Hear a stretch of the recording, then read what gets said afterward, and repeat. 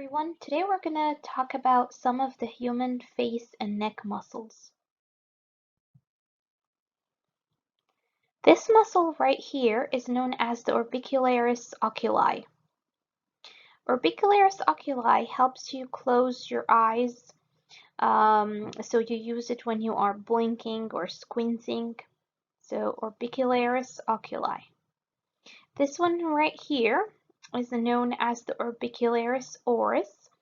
And this one helps close your lips, purses your lips. So they usually refer to it as the kissing muscle or the whistling muscle. So orbicularis oris right here. We have a muscle known as the zygomaticus muscle. So we have this one right here, known as the zygomaticus minor, and this one right here, known as the zygomaticus major. Why zygomatic? Because it originates from your zygomatic bone, your cheekbone, and it actually inserts into, as you can see, the corner of your mouth. The zygomaticus muscle, we refer to it as your smiling muscle because it raises the lateral corners of your mouth upwards. So when you're smiling, you are using your zygomaticus muscle. One more time, zygomaticus minor, and we've got zygomaticus major. There's a muscle right here, deep inside right here. Pronunciation, some pronounce it as buccinator, some pronounce it as buccinator. So, and for other muscles, you will find that there are sometimes multiple pronunciation for the same muscle. This one right here, the buccinator, this one helps compresses your cheek. So when you're eating, it helps keep the food between your teeth so that your cheeks won't puff like squirrels when they eat. It helps, again, when you're whistling or when you're sucking, it compresses your cheeks for you. So right here, buccinator. We also have, let's talk about this one right here. This one is the depressor labii inferioris.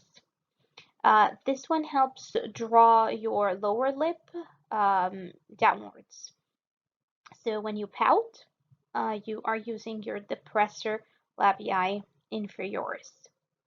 This one right here is the depressor anguli oris, and this one helps draw the corner of your mouth downwards. So when you're frowning, you are using your depressor anguli oris. There is this muscle right here. This one is the masseter, and this one helps you close your jaw. So it helps you close your mouth. And if you remember, your lower jaw is your mandible. So this one helps you elevate your mandible so that you can close your jaw. Let's take a look at this muscle right here. This muscle right here is known as the sternocleidomastoid. If you break the word down, sternocleidomastoid, it would actually originate from the sternum, and it will insert, so it goes all the way up, as you can see, diagonal, and it's going to insert into your mastoid process within your skull.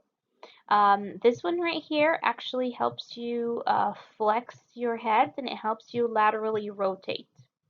So when you're looking sideways and you're moving your head laterally, you are using your sternocleidomastoid. This is just a more zoomed in image to show you the muscles one more time. So here would be the orbicularis oculi. Here is the orbicularis oris. Right here we have the zygomaticus minor, the zygomaticus major, the buccinator, masseter, depressor labii inferioris, depressor anguli oris. Right here, there are a few muscles to talk about, but we'll go ahead and zoom in on them so that you can see them better. But before we do, let's also talk about this model right here. Shows you the same muscles. So one more time, here's the orbicularis oculi, orbicularis oris, zygomaticus minor, zygomaticus major. Here is the masseter right here, the buccinator right there. Now, this part right here, this one is actually a muscle known as the platysma. The platysma is actually going to it's actually going to cover like this neck region right here, and it does go up and kind of grab onto the lower part of your jaw. This one right here, your platysma, actually helps you tense the skin of your neck. So if you want to try it and you want to see your platysma muscle, what you would want to do is pull your lower lip downwards and backwards. So pull it down, your lower lip, and try to also push it backwards, and you're going to see that a muscle that's actually found right here, covering, like, you know, your neck, it's going to tense, and this one is your platysma muscle. This one right here is the depressor anguli oris. You cannot see the labii inferioris on this model, so this one right here is another muscle. This one is the mentalis muscle. So one more time, the platysma muscle is actually going to go all the way up here, and it's going to actually cover all of this part of your neck. Okay, so you can't see it on this model, okay, but this is where the platysma would be located. This one right here, we talked already about it. This is the sternocleidomastoid. Then we have a muscle right here known as the stylohyoid. Sterno because it originates from your sternum, and it would actually insert right here onto that hyoid bone. You would notice that for some muscles, it's easy to figure out where they're originating and inserting based on their names, and it would always be, if a muscle is easy enough to figure out from the name, it would always be the origin, the beginning of the word, and then the last part or the suffix of the muscle would be the insertion. So sternohyoid, the origin would be the sternum, the insertion would be the hyoid. And so this muscle right here, the sternohyoid, helps you depress that hyoid bone right there. There's this muscle right here.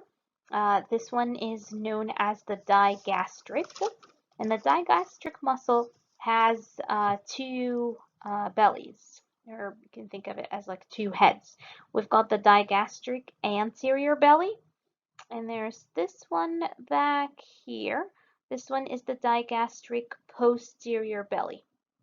So one more time, digastric anterior belly, the one labeled number 88, and this one right here, the one labeled number 89, that would be the digastric posterior belly. This one helps you open your mouth. So the digastric muscle helps you open your mouth, so it helps depress your mandible. This one right here, there's one right there. This one right there is the stylohyoid. So stylo because it's going to originate from the styloid process in your skull, and then hyoid because it inserts onto the hyoid bone. This one helps you elevate that hyoid bone right there. So we use it like during swallowing. Okay, so right here, it's going to help you elevate that hyoid bone. Kind of helps us when we're swallowing, kind of elongates that floor of our mouth when we are swallowing. Okay, so, and we already talked about those other muscles already, the depressor labii inferioris, the depressor anguli oris, the masseter buccinator, zygomaticus minor, zygomaticus major.